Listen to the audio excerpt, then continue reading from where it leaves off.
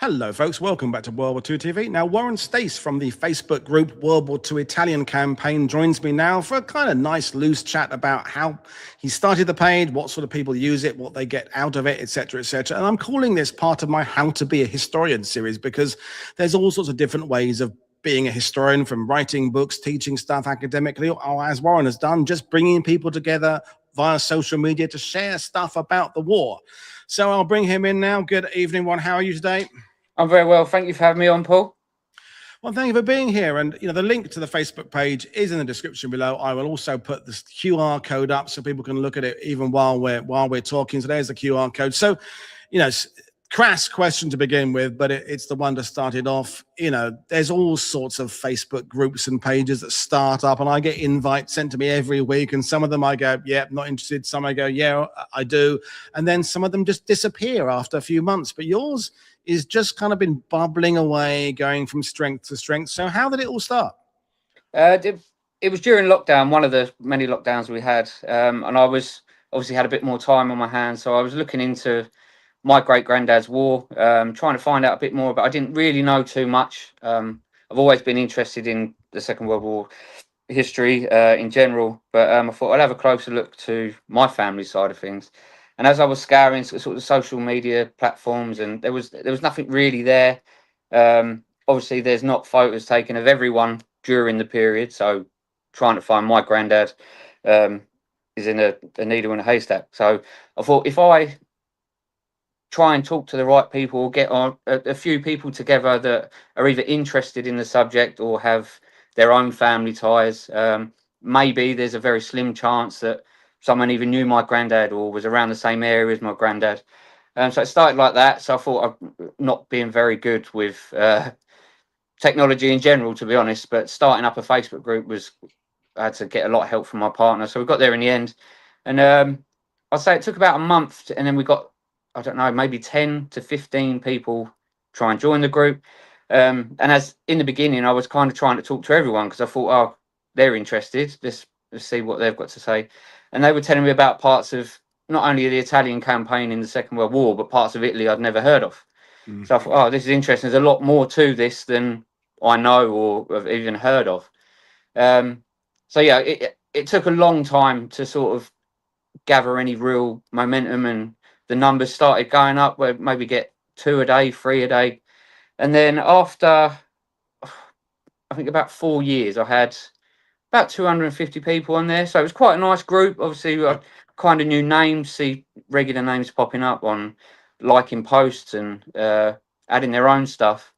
And then I think it was about a year ago now, for some reason, it just went through the roof. It skyrocketed. And I don't know if that is the algorithm side of things or how this kind of stuff works, to be honest, or there was just a general peak in interest. But I can't imagine that many people at once decided, I want to know about the Italian campaign. So now it's up to 16,000 people. Yeah. So there is, being a social media platform, there's a lot of people on there that have seen this group pop up. They've liked it or requested to join and probably never looked at it again. But there is a lot of people being quite, it's not a niche campaign. It's more of a campaign that is not as widely known as France or even Germany now. It's like the game that is fourth on Match of the Day, isn't it? It's not the headliner, but it's an important campaign. But Normandy perhaps gets the attention, and Arnhem, and the Italian campaign sits there in that, let's say, that analogy of the third or fourth most important match of the weekend. And I don't mean that disrespectfully to I people understand who fought in the campaign. I mean,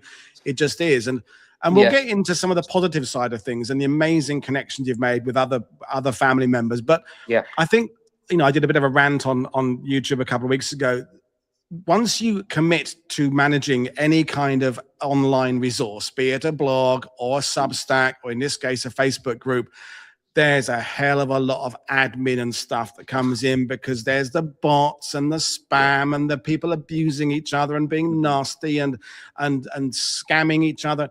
I mean, it can end up becoming almost a full-time job. And that's, I think, why some groups that I've joined have just sort of disappeared after a while, because the poor team behind it just get unraveled by it. How do you deal with just that day-to-day, keeping it a safe place, keeping it an environment where people can share stories about the war? There is a lot of it's not work. It is a pleasure, obviously, trying to expand this group and get the word of the Italian campaign out there more than it already is. But yeah, as you say, there's accounts out there now that there's no people involved in that account, and they will try and join your group, and on face value, it looks like a real. Oh, that looks quite good. They could have a good input. And then what I have to do, I have to approve me, and I've got a good friend on there, Margaret. She helps me with the admin side of things. But you vet everyone, and you choose whether they're accepted or not. So you'll accept these groups that seem legitimate and the real deal, and they'll join. And within 5 minutes, they can have posted 3 to 4 AI videos of Rommel in Africa or whoever in Normandy. So that, and then you just have to delete it immediately, because I don't want my group to become that, because I've seen that on so many things. You follow a group, and then after a little while, it just gets taken over by these fake videos or fake posts, or posts that have got no relevance to it at all. So there is a lot of work and a lot of time that goes into it, but it is my pleasure, because there is more good stories that come out of it than you do get people arguing on there, but you're going to get that in any walk of life, let alone it's the internet. I mean, exactly that. And that's one of the things, when and I came aware, really. I mean, I think I'd been a member of the group, or I'd seen the group, but it was really when we were both at the conference in May this year that you really kind of popped onto my radar as who you are, thanks to the fantastic Sullivans, and Richard is a huge contributor to your page. Oh, with amazing, his incredible knowledge of photos and the campaign there.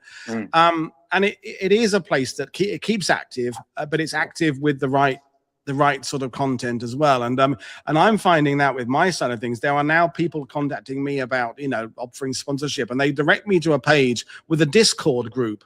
But the entire Discord group is AI. They set it up with hundreds of and it's just AI bots chatting back and forth to each other. But I see it and I go, oh, look, they've got these hundreds of people. And I realize, no, they're not. Yeah. It's just running away in the background. It's crazy, So at least our lot in the sidebar, they swear every now and then, and they get things wrong, which means we know they're human. Yeah, we know they're human. Yeah. That's the main thing. I'm not an academic, as we've spoke about before, Paul. I'm not a historian. I don't get to read a lot of books. I'm a very busy man outside of this Facebook group, believe it or not. I've got a lot going on. So just keeping on top of the page alone is enough. But I've always had the interest in the Second World War. So I know the key features. I know as much as most people know about the Second World War, but I've never been able to sit down and take on board the whole, what divisions or units went in, the numbers, logistics. So mine is more of an interest, but you do see these posts crop up on the page and you feel, oh, wow, there's a personal connection. There's a human level, the human drama side of things. And that's what really keeps me going with it, because you hear these small snippets of certain stories and you can't believe them, but they are true because they're real people telling them. So it is amazing, So, and that's the thing that your Facebook group is not trying to explain. Here is the order of battle of each division that fought in Italy. Here's the starting date of their campaign. They arrived on LCT so this. Exactly. It's just a resource where people can share stuff and ask each other's questions. So you said at the beginning about your grandfather. So for those who don't know what your story is, who was your grandfather with, and what did that tell us about the unit he served with? Yeah, so he was with the 10th Royal Berkshire Regiment. He went up to Norway first. He joined the TA in Hackney as a young lad. Fought in Norway briefly, and then ended up landing at Salerno. Fought Monte Camino, Domino. Then he went through to Anzio, went up to Aprilia, the factory, and he got captured there. He was overrun. He was one of 40 survivors from his regiment there, so he really lucky man to a certain degree, or not lucky, the fact that he was there in the first place. But again, through the group, I now have good friends in Aprilia, and they run a museum out there, so I can go out there, I can speak to them, I can go exactly where my granddad was, and I know those places because granddad went out there with my dad when he was still with us and showed him around, walked the ground with him. So it's quite familiar now. Although it's in Italy and I don't get to get out there very often, I know the area, I know people out there. So it's always nice to have those conversations with them, because it refreshes in myself the reason I'm interested in it, and the reason that I'm running the Facebook page is because it boils down to my granddad, my great granddad. So yeah, to know his story, like I say, I don't know the ins and outs, but my dad, on the other hand, knows it all word for word. yeah. So I've always got any questions I can ask him. There's books as well. So yeah, that's the reason I'm into it. That's the reason I've done the Italian side of things. And I think that's at its heart, a YouTube channel, a blog, or a Facebook group. It's about connecting people. And it's about connecting people in a way. And I don't want to sound like overly woke, but in a safe environment. I mean, I'm part of another group that I'm quite active on, and sometimes someone will come on and say, "My granddad, I think was with." I'm particularly thinking about an 8th Air Force group I'm part of. I think he might have been in the 8th Air Force. People come on, and go, which bombardment group was he in? We can't help if you don't. And I'm thinking, whoa, this person's just opened up for the first time. They may be beginning their journey. They don't know anything. Be a bit more charitable and say, okay, let's walk you through this, because we assume, and most people in the sidebar, we assume that people know that Bomber Command did this, or that, but a lot of people who are starting out don't know all these bits and pieces, do they? And so you need to have an environment where you can come in and say, I think my grandfather, or I think my great uncle was involved in this.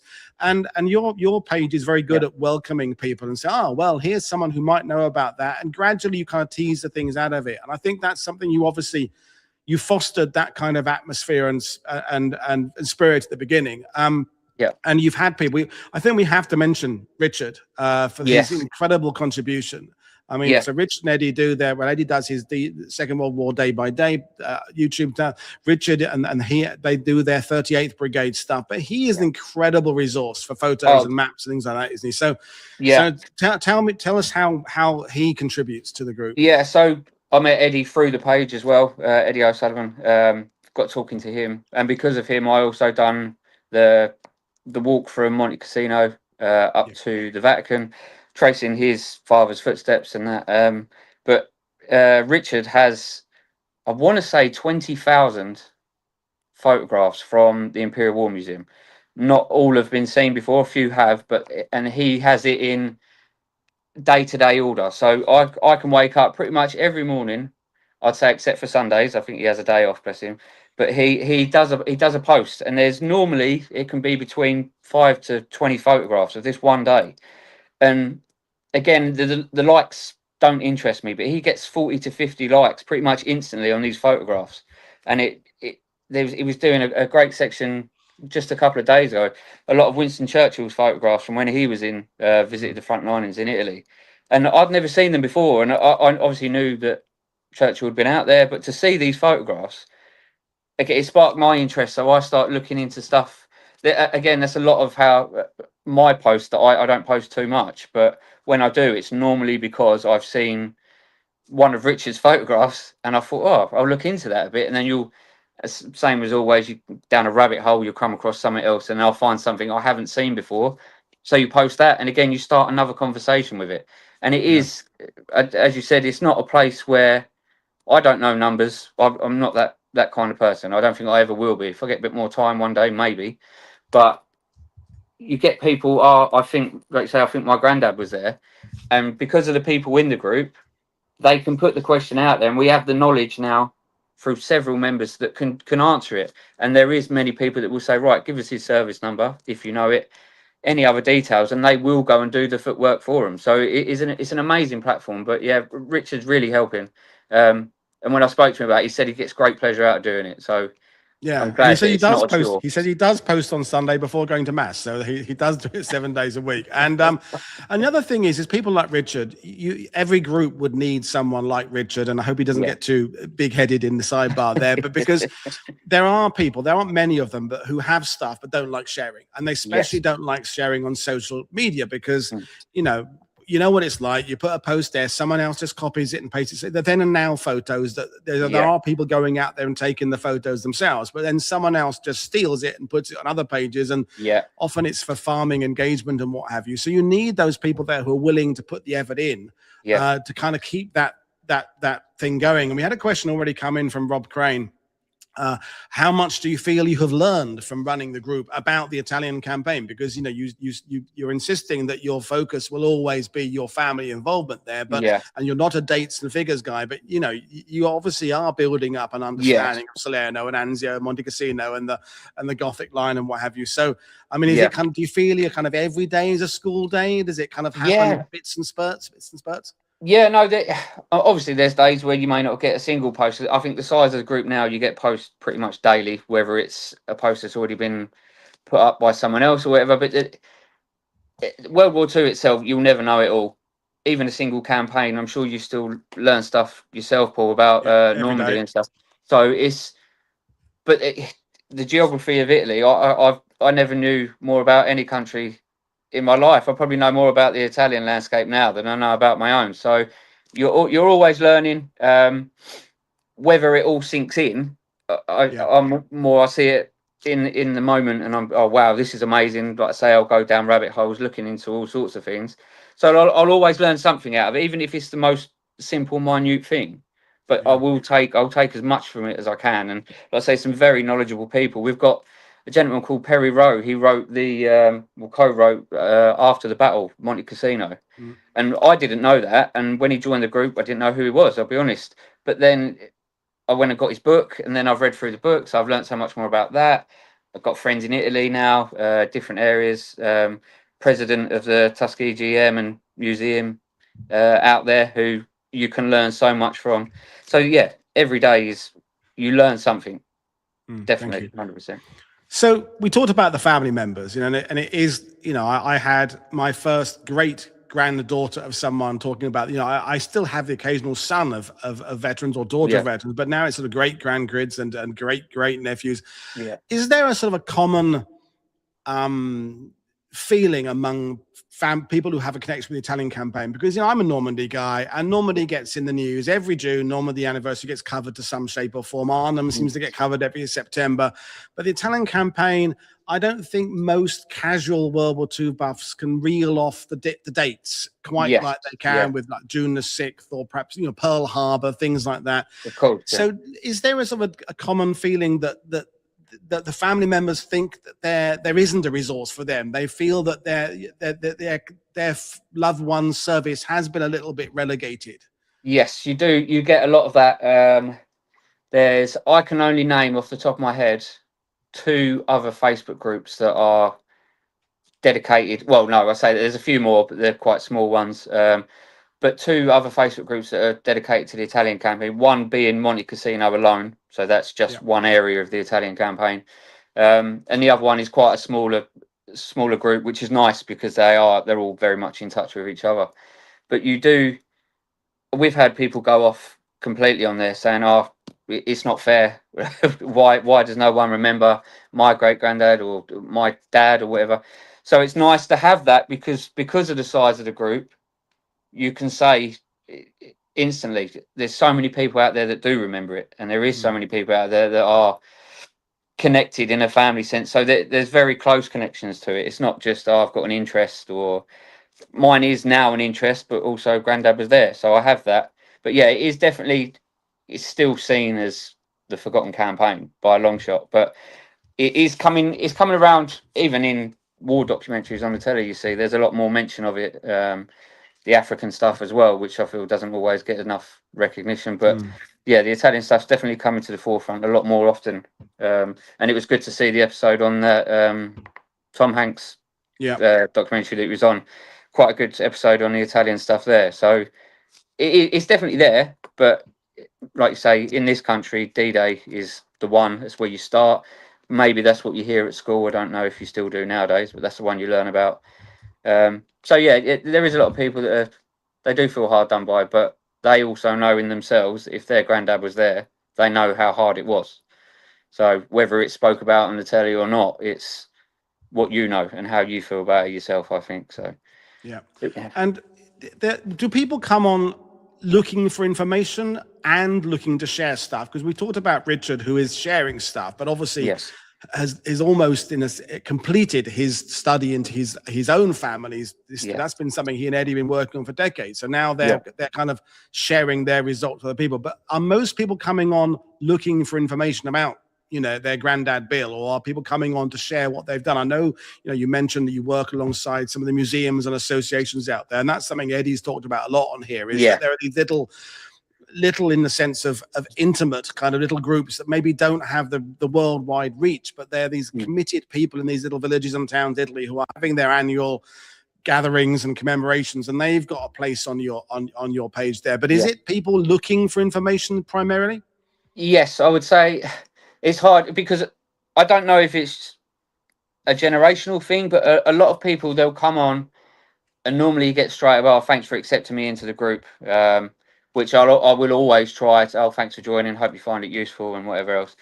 Then you'll kind of get a comment back and, oh, well, my granddad was there. And then you have to ask them, oh, do you mind telling me a little bit more about it? And then I'll always encourage, oh, why don't you make your own post about it, a photograph if you've got any. So then they'll put that, and then the information kind of builds underneath their post. So you'll get, trying to think of his name, Richard Doherty. He wrote a book on Monte Casino. He knows his information, he knows his stuff. So he will always come in, if he knows it, he will put it there and he'll say regiments, company if possible, and he'll date such and such. So a lot of people get information like that, but then you'll get I get private messages. Oh, is there any chance you could find some photographs of my granddad or my dad? And I mean, it is near on impossible most of the time, but if you've got the time to sit there and put the work in, or just point people in the right direction. So there is a lot of people looking for information, but there is also a lot of people who are on there just to share bits that they've come across, which is also good for everyone else because it could be stuff that no one's seen before. So it's a mixture, but it's very rarely that you'll get someone coming and immediately say, oh, this is what my dad done, this is what my granddad done, this is where he was, and they've done all the research. So there's a handful of those probably that. It's because most people don't know. I mean, again, we're living in a world where's Paul Reed in the sidebar there. We live in a world where we've known and spoken to veterans for years and years. So we take it for granted that we know that what my great uncle did and my grandfather. But a lot of people don't know that. They know the loose idea of, yes, I know my granddad served in the war and I think he was in Burma or I think he was in Italy. And that's why they seek out groups like this to find out that extra information. And we're getting asked questions about what sort of international people you get. We got a question if you have, for example, people from France, because obviously the French fought in Italy, or North Africa. You mentioned the Tunisia, Morocco. I mean, I find as living in France myself, it's often a language thing, and there are lots of French language groups about history, and a lot of French people don't speak English, and especially in North Africa there. But do you have people, French speakers and North African people, coming on board as well? Yeah, 100%. There's people from. I had a chap join today. He lives in El Alamein. I've got people Australia, New Zealand, and the New Zealanders. They post some great stuff because obviously they went through a lot in Italy, and some of their stuff I don't even know if we can get access to it over here. So it's kind of the other side of the world, and only they can get this. You get a lot of the Canadian stuff, but language barrier wise, with the French guys who was in Italy, there's a lot of. It causes a lot of rows because there was a lot of bad mouthing about stuff that went off in Italy with them lot. And I'm not here to judge. It was a different time. I wasn't there. I don't know myself. So if that's their opinion, that's fine. But they do argue a lot. But we have Americans, South America, a lot of Brazilians. Obviously, the Brazilian traps was out there as well. So it's a worldwide thing. And you do get some. Facebook it can't translate everything. So there's a few posts that I come across.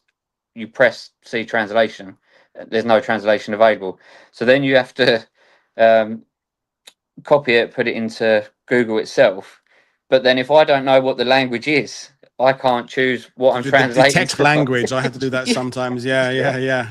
So it's tricky. But yeah, we had a question from Graham just on the functionality of the group. Is it a private group? Is it a public group? How does it work in terms of access? Yeah, so it's a private group. You can search it. Again, me and my technological skills are not the greatest. So when I set the group up, I done it and I'll make it private because I don't want every Tom, Dick and Harry joining and all that. there's a lot of people that have said that it shouldn't be private, it should be public, because then you can share stuff, but then it can also get shared on the wrong platforms. It can get shared in the wrong way. So I'm glad that it is private. It also gives an extra sense of security to the members. Their stuff's not going to be shared, their Facebook profile and stuff like that. But yeah, it is a private group. You can search it, World War II Italian Campaign. Yeah, we've got the link there in the description, so people can go there. And I think that's, going back to what we were saying, I know a lot of groups that start off public and then they have to just go private because of the scammers, because of the spammers and the arguments and so they always end up having to go off and end up having to go that way. And I think one of the things I like about your group and some other groups I'm members of is that it's organized chaos in the sense that the posts leap around all over the place.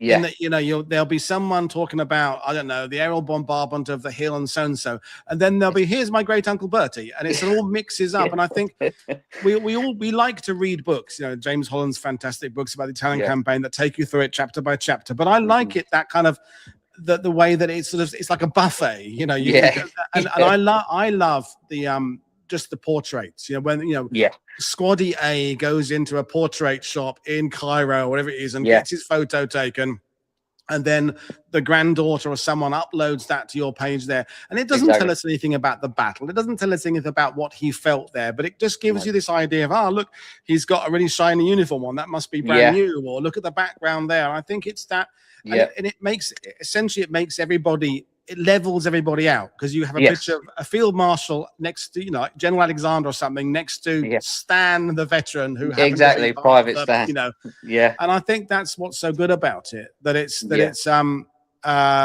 working. And Richard Sullivan just said, haven't had a negative comment ever on Warren's page. He is doing a great job, and I think thank you, Richard. It's one of those things that you don't necessarily recognize a well-run group, but you really recognize a badly run one. I think and I think there are groups that I'm part of that are just, the ones that try and sell the t-shirts annoy me, where it's some guy in Thailand or something I've just made, and it's just all AI stuff. Here's a P51 on a t-shirt, you must buy it. And and you deal with all that stuff really quickly. But I watch archives. Julio says, do you cover Sicily as well? As much as I can. To me, it's part of the Italian campaign. I know it's not mainland, but it still falls in the same bracket to me. This is the one thing I don't like about using Facebook. I mean, it's done a great job for its purpose, but some of the stuff, obviously, I've been posting stuff for 5 years on there. The stuff that I posted at the beginning will probably never be seen again, because it just falls all the way down the list. And in the beginning, because I was so eager and keen to get people involved and ask questions, I was doing 3 to 4 posts a day. So there's stuff all the way back there that will never be seen. So I'd love to be able to catalogue it all properly, but there is a lot on there about Sicily. And I've spoke to Eddie O'Sullivan about it several times, about creating maybe a website to categorise everything and put it in some kind of order. But whether that takes away from what the Facebook group is, I don't know. But it's I'd love a bit of order to it, but I also love the way it is, because you learn 5 things a day. Like YouTube, Facebook is a bit clunky. You have to search back through dates to find stuff, and I know I've said the things on my own Facebook page and I can't find them. I go, when did I say that? Which year was that? Phil Blood, the venerable Phil Blood, who I'm seeing next week when he arrives in Normandy, is asking about, I've just had it a minute ago, about do you cover the German side of things? Where is it? What about Germans? Is the German aspect of the campaign covered? I mean, I know I've seen photos of Germans there, so I guess the answer is yes. 100%. Yeah, it's I don't know. It is a shame in a way that there is more. I don't know how to put this. More people from allied families that approach the group will join the group, but we do have quite a few people that still live in Germany now, family members that fought out there. And as I said, I've got friends in Aprilia where my granddad was, and my friend out there, he covers both sides extensively, and he does a really good job.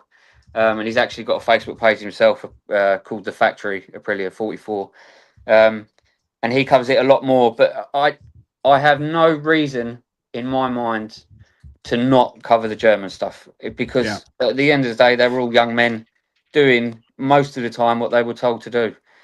probably didn't believe in all the causes, probably didn't know why they were there, but they were there nevertheless. So the ones who lost their life, it was just a young bloke, or sometimes young women. That's all they were.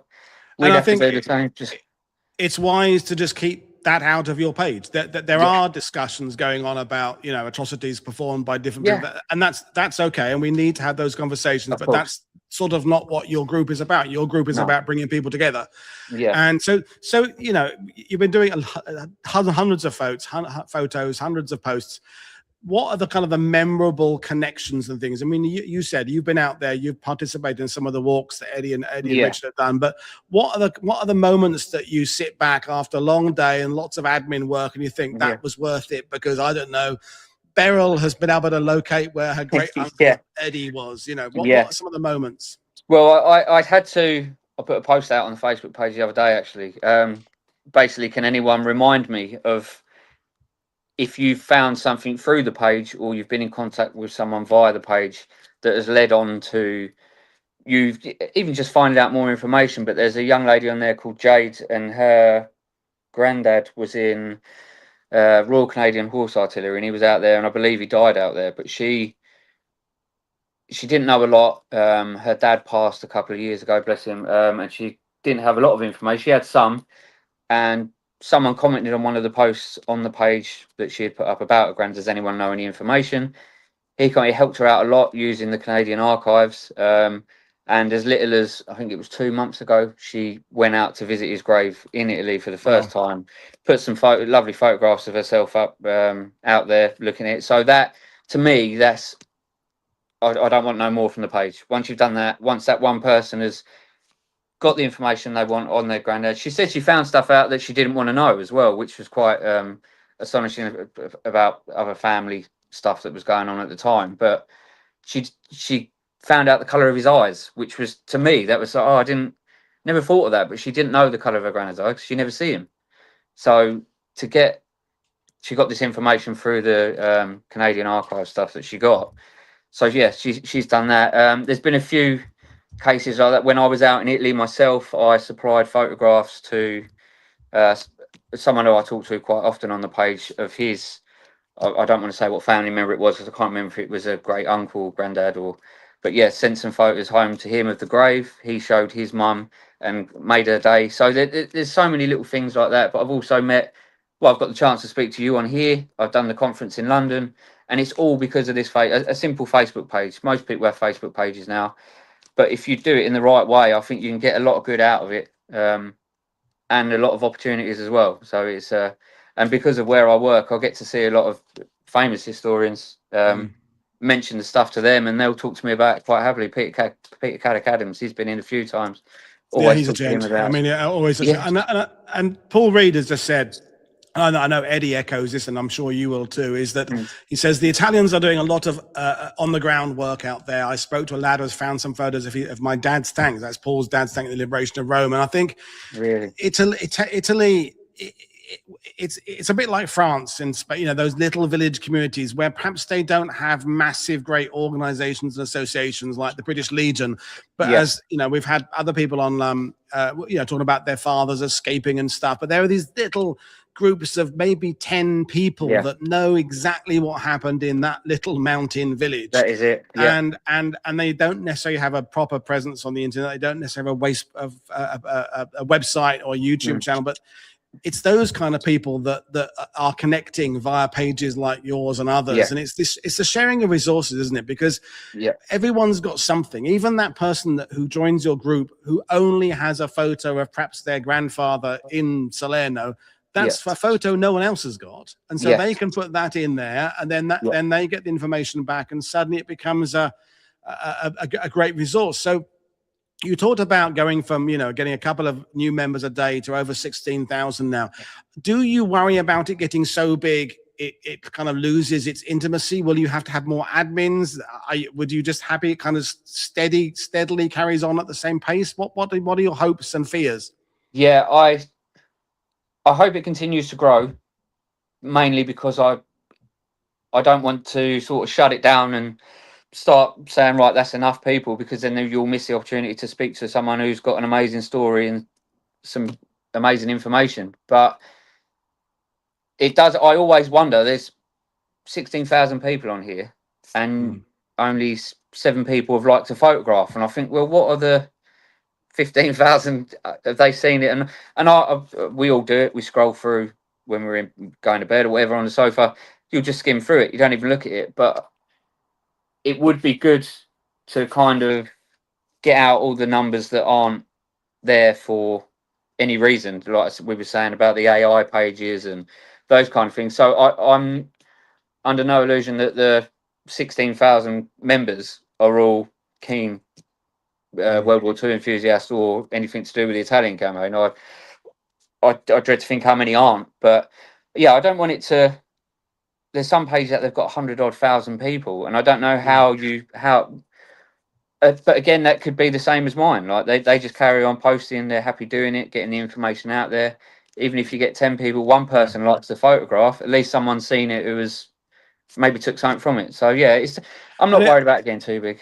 And I always say to people, if you're supporting any kind of resource, be it a YouTube channel or podcast, is do take time to leave positive comments and like and uptick, because it helps the algorithms, it helps with the exposure, and yeah, you're right. We all scroll through things and are a bit complacent about it. But people like yourself and others who are doing this sterling work, if you go and sign up, if you're not a group member yet and become a group member, like things, respond, engage, because it helps it all. And it's 16,000 people sounds a lot, but as with my channel, I've got 100,000 subscribers, but they're not all watching every show. Otherwise we'd be overwhelmed. So it's a keep on going with things. But we had another question about Italian archives. Rob Crane again. Do any members of the group have access to Italian archives if such an archive exists? Because a lot of people are familiar with the National Archives in the USA and the Public Records Office and what have you. But the Italian archives, are there people who can pull things out of there? Yeah. So this is one right at the beginning of starting this page. Because I had a lot more time in my hands. I was in lockdown. I was doing digging myself, trying to find archives that exist in Italy or just a collection of the Italian stuff, and never really got anywhere. Spoke to a few people that live in Italy themselves. Never really got any information on it. And then James Holland come into the museum, and he was doing a book signing. And I was speaking to him about it, and I said, is there an archives out there? Because I'd love to know. The one thing I've never really been able to find out from my great-granddad's story is stuff from the German side. Now, I know I said I've got my friend out there who lives where Granddad was captured. He knows certain people, but the Aprilia line was quite a long line. So I wanted to know, could I find that exact location where Grandad was? And James Holland, he said, what you'll find in Italy, there is a lot of stuff about the civilian side of stuff. So the people that lived in the towns, the people who got stuck there, couldn't get out. But he said military-wise, there's not really anything out there. And off the top of my head, I haven't heard anyone mention it who's out there or regularly visits Italy. So not that I know, but I should imagine there is somewhere. They must have some form of archive. Or perhaps Giulio of Italian Military Archives would chime in with something. But I'm going to kind of put you on the spot now, because in a good way, the Italian campaign maybe doesn't get the attention it deserves. And I think the people who are aware of military history would associate certain things with Italian campaign, the terrain, the terrible winter, the mules, the transport stuff. But if you're I don't know, you're stuck on a tube train somewhere, and you strike up a conversation and you talk about the fact you run a page about the Italian campaign, and someone says, okay, so what was that campaign about? How would you, as someone who is not a historian, as you don't want to use that label, but how would you describe the Italian campaign? What makes it unique? What makes it similar to other campaigns? How would you describe it, just in your own words, so to speak? Yeah. Unique wise, in my own personal opinion, I would say it was the hardest campaign there was. I would say that. Whether everyone agrees or not, I don't know. The terrain, obviously, the winters, as you said. But it was one of the things that gets me is that everyone said it took too long, and they was going at a pace that was not acceptable. They should be moving along. They should be clearing this town. They should be through this valley or whatever. And if you haven't been there, which I know a lot of people have, the terrain is unbelievable. And when you've got, I walked it, like I said, I walked from Rome, from Monte Cassino up to Rome. Just going down the hill of Monte Cassino was hard enough, let alone going back up the other side whilst you're under fire, heavy fire. You're in however many pounds of gear that you're carrying with you. You're in thick mud. You've got a train of people behind you. There's so many factors to it. And I know there is no war that was easy or as nice to be in, but I just, I don't know. And the fact that it's not frowned upon, but people say, oh, well, what was the point of it?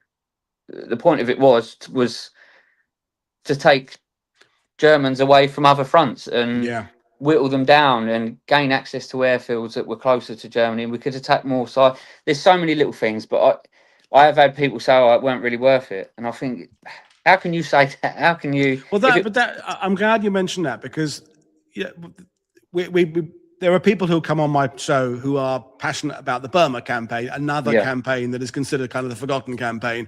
But with Burma, I'm generalizing here. People don't really bring up the politics as such, but you're completely right. With the Italian campaign, it's like, the whole soft underbelly.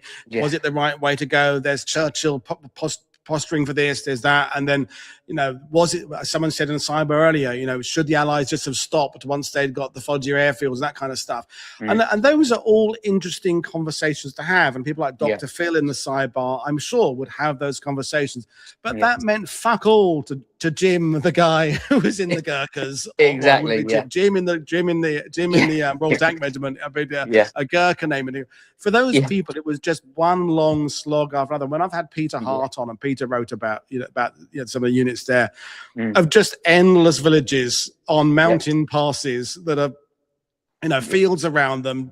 Don't know how many Germans are ahead of you. Don't know how much of a fight they're going to put up. Don't know whether you're going to get the air support. Don't know whether there's going to be much artillery support. At every single village you take, you lose someone. You lose the officer you've been with for 3 months. You lose and that's why the credit to your page is, although I have seen sort of discussions about the high level strategy, that's not what the focus is. Your focus is, what did these blokes endure? How did it affect them? 100%. That's what I want it to be about as well. The people right at the bottom, the people like my granddad who was there getting shot at, shelled, and just being told to put up with it, basically. And they're not going into lands that are full of food. There wasn't loads of water. They didn't have everything. So it was just a hard slog. So I tip my hat to all of them. It's like, and the other thing is that, and we're kind of going into the strategy again, which I said I wasn't going to do, is that units get pulled out, don't they? It's like, I'm thinking about football and like those feeder clubs. You get a young talent, he gets 22 and Manchester City buy him. That's it, because there's that drain of units. The American First Division gets pulled back for Normandy, the 40. And so just when they're kind of building a momentum and units are getting better, some of the better ones or the more experienced ones get taken out. They're off, And I'm not a Mark Clark fan particularly, but I always feel, as James said, that he was fighting that campaign with one arm tied behind his back. Said, he just wasn't getting the resources. He wasn't getting, even once they've got the airfields, it doesn't become about the seizing airfields doesn't necessarily affect the Italian campaign, because they're using that to bomb Germany and go so it's like, we've got the airfields, but we're not going to help. It's not going to help the guys 50 miles over there fighing for that bloody hill again. If anything, it makes it worse. It makes it worse because you're taking troops away to look after the airfield. So there's so many things. They didn't have any help really. It was really hard, I feel, on every side of it. But they done a good job. Bless them. They got there in the end. You mentioned about the young lady going out to finding out things about her. I think you said grandfather, grandfather, great uncle.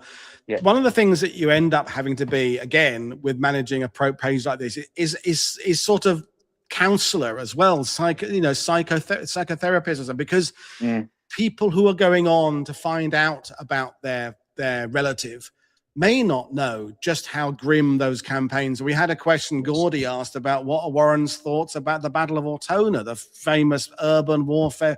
I mean, we did a show on that and the popular memory. I mean, the Canadians had a terrible time there.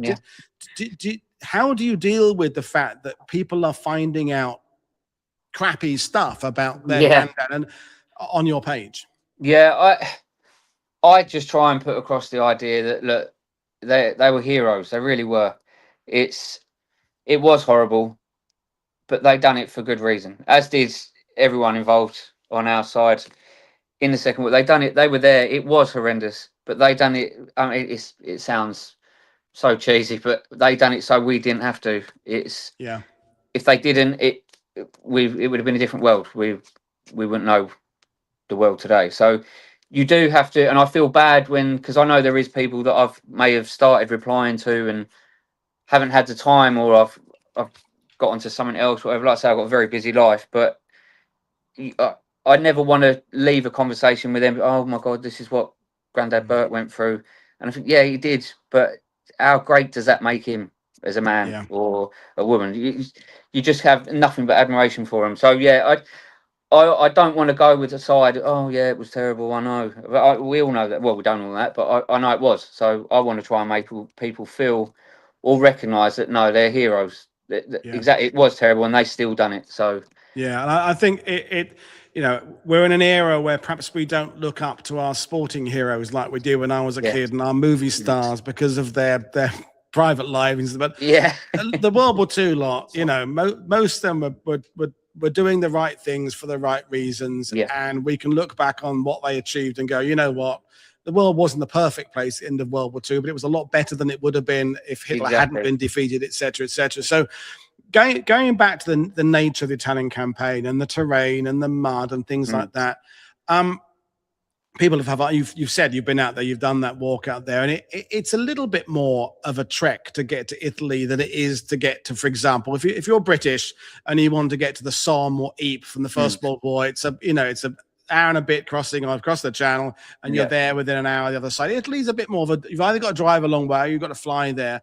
What would be your advice to people? I mean, obviously you're going to say go there if you can, but to people who are perhaps trying to go to Italy the first time, do you have any kind of advice of how to do it, or what not to do, or what to expect? First of all, join the page, ask me where you want to go. I now know a lot of people out there. Michele, one of my friends from Monte Casino, amazing gentleman, and he'll accommodate anyone if you want to know about whatever happened there to one of your relatives. But there's always, not everywhere is accessible, really accessible. So it's a hard one to call, really. If you're not able to, or if you're not in a fit state, I'm not going to say, oh yeah, you'll go find it, no problem, or you'll get there easily, because that's not always the case. Italy is a very mountainous country, and a lot of the fighting took place in those mountains, so it's not always easy, but it's a very modernized country. It's Italy. There's roads, there's ways around things. Accommodation is always nice. Italy's a lovely country, so I would 100%, if you can, do it, but don't expect it to be. I've been to Normandy several times, and I always find when I go to France, particularly Normandy, the battlefields are quite not. I don't want to say obvious, but you can look out across the fields and you can go into the bocage. You can see the kind of terrain, and Italy's not. It doesn't jump out in your face. It doesn't. Yeah. It just looks like a hill. And I know Normandy is a field or a hedgerow, but I think because it's been televised more, there's more films, feature films, you can kind of relate to what it looks like to see the troops going through that landscape. Whereas Italy, there wasn't a lot there to start with, so most of it is modernized buildings. It's changed so much from actual wartime, as most battlefields have. But yeah, I can imagine. I don't feel this, but I can imagine you can go there and be quite underwhelmed by what you see, in the sense of World War II stuff, because there's not the old farmhouse with bullet holes in it, to the areas I've been anyway. And it's Normandy, we're blessed with having information panels at lots of places, and those blue born things with the information is then if you don't know it, it tells you, this is where the 3rd Brigade came through. And Italy perhaps a bit more challenging, which brings us back to the whole benefit of joining a group such as yourselves, because as you said, the chances are, if someone joins your group and says, I'm going to try and research whichever battalion of the Durham Light Infantry it would be, you probably know somebody, or there's somebody in that group who is from that village, from that town, or runs the museum, and say, well, rather than going there on your own and standing in a Italian piazza and not quite know where to go. Meet up with, you know, Giulio, meet up with Marco, whoever it would be, and they can say, yeah, here's where you want to go. This is the street they went up, and use what other viewers and users have done to share their experiences and say, okay, here's a map I found very useful. Here's some photos. If you go this place, you can match up that photo there and you can see the hill on the background there. And it's, I guess we come back to, it's all about bringing people together, isn't it? And that's, you know, there's so much negativity about social media, and social media has lots of bad stuff. And we talked about AI before going live and all those kind of things. And people are being bullied online, all that kind of stuff. And it's hard. It brings people together, and that's what you've done. So you want it to keep on building.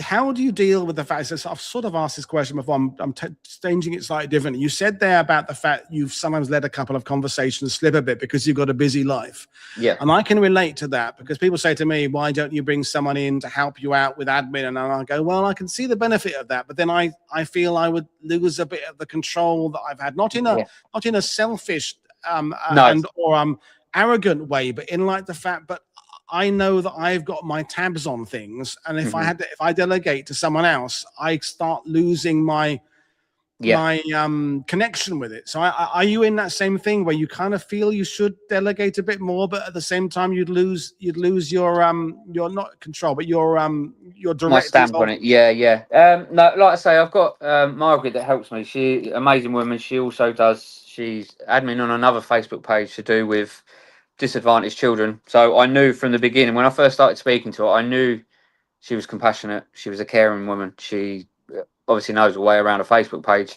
And even in the beginning of that, bless her, obviously she's doing what she thinks was right, and it was right. She'd made a post about, oh, we've reached this many or whatever. But just because I'd been doing it in a different way, or I wanted it done in a different style, all I did was message her and said, oh, look, do you mind if we do this? And obviously she was more than happy with it. So I'm very lucky in that sense. There's been times where I've just thought, oh, do I just let someone else take the page over, because I just can't keep on top of it. And then you get people thinking you're rude because you're not replying, or you've got no interest, or you don't care, or whatever. So there is that. I've had people send me books and say, can you review this book before I get it put? And I think, oh my God, that's a massive deal for me. That's amazing. But I do not get the time to sit down and read books very, very often. So to do that, I said yes. I took one, and I feel so bad for not finishing it, but I just never had the time. So there is a lot that comes with it. But at the end of the day, it's a Facebook page, Facebook group, and I set that up for people. They can go and they can discuss until they're blue in the face, and that is the great side of the Facebook page. Is you put your post up, people can engage with it. If you don't like it, people can report it to me. I've had that, and if it is bad, I will take it down, or worse still, remove the person. But yeah, it's a platform where everyone can just get involved with everyone else. You don't have to go through me for everything. So in that sense, it's easy, but yeah, it can get a lot sometimes. Yeah, I get long, sprawling, fantastic messages that I sometimes feel my reply to it is a bit quick, but then I'm like, but I'm, you know, on a good day, I get maybe 30 or 40 emails. I mean, on a slow day, on a busy day, I might get 150 emails. And that's kind of 7 days a week, every week when I'm away, you know. And so, and I'm not moaning about it. It's just that you just have to keep on top of it. With regards to visiting Italy, Paul Reed obviously goes out with Ledger. There is a lot to see, but you've got to put the legwork in to find it. It's not obvious, as Warren says.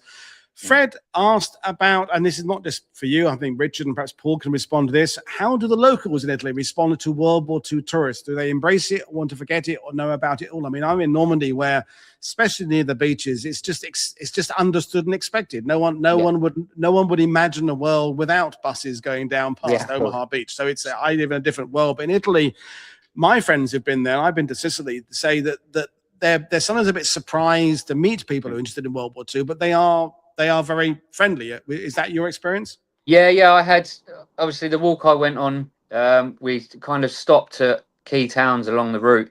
And again, Michaela, who lives in Casino, he'd set up talks with the mayors of the towns, and they were so welcoming. Put on a bit of food, or you'd have a drink with them out in a bar. And then, unfortunately, we had to kind of keep going, otherwise we'd have never completed the walk. But they was all very they were more than keen to show you if they knew this building was here, or no, you come and have a look at this, that we'll show you. And then we would mention the Facebook group, and they'd join it there and then. So they're very keen. I can't speak for everyone in Italy, but the people I've met, they want it to be remembered. But I also feel that, I don't know, the museums, they could do with talking to each other more, and then it would become more well known, you know. So well, Normandy has a bit of that where the museums don't talk to each other. Richard Fisher, my old mate from Vickers Machine Gun Group, managing those numbers is almost impossible. We're way behind on responding to inquiries, and people will think we're being rude, but it's generally just one person handling most inquiries on most sites. So there's someone else. And we know, again, we're not grumbling about it. We put ourselves in these situations where we have YouTube accounts and Substacks and stuff, but once you commit to it, it's like Pringles. Once you pop, you can't stop. You've got to keep on going. So we will bring things to an end, but for the people who are new to this group, who are going to, hopefully you'll see a flurry of new memberships in the next few hours as people come and find it. How is the best way people can get involved with the group? Obviously participate, but is there anything particularly you're looking for, or you're looking for people who can share information? What would be your dream new membership? Come on, introduce yourself. If you're looking for information on family members, or someone's family member, or anyone, put it up there straight away. This is what I know, basically. This is the information I have. Pictures are always great. It draws people in more. If they see a picture of someone, put that up. 99% of the time, you'll get someone comment on it within an hour saying, oh, this looks like that. We have people who put pictures up saying, oh, do you know where this is? It's a black and white photograph with a railing behind them. I've had people they've found the location from that, because they live in the area. So there's enough people there to help. And just don't be shy about asking, even if you think it's stupid, just do it. At the end of the day, it's a Facebook page. If you've got anything negative come back from it, tell me. Or worse, you can just remove the post. It's not, it's no big deal. It's a place where I want everyone to feel welcome, a place where you can be the most knowledgeable person or a beginner, and put it out there and see what you get back. Always interact with each other. It's the only way people are going to find out more about it. So.